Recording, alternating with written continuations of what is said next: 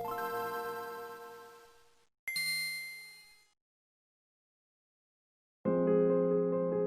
shit's going to be all over you. And it's going to pull you away from your why.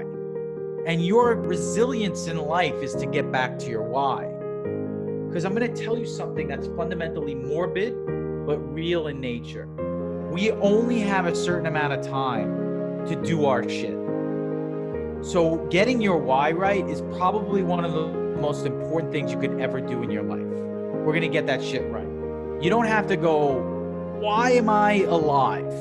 Right? Believe it or not, and I know this might seem like hippie-like, but it's real. There's a spiritual element, and you have to let yourself go a little bit and put your problems aside. Your parents yelling at you, you have to get this certain amount of grades, the kids yelling in the background, the bills have to be paid.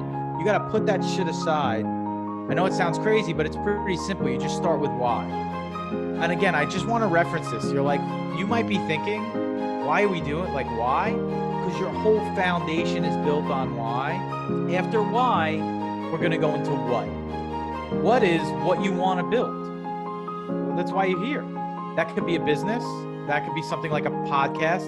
That could be the most badass resume on the planet because you want to get that job. And after what becomes the vision. The vision is how you're creating that what. And all these little nuances in between, like getting over failure, vulnerability, imposter syndrome, things like that.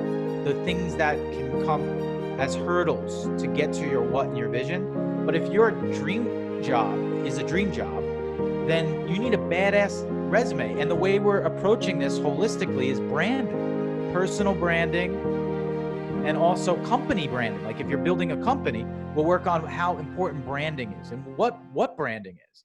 I wrote an article in Entrepreneur magazine like years ago about why, and I gave specific examples of why it's so important. I forgot. I mentioned Simon Sinek, and there's a lot of that stuff in there.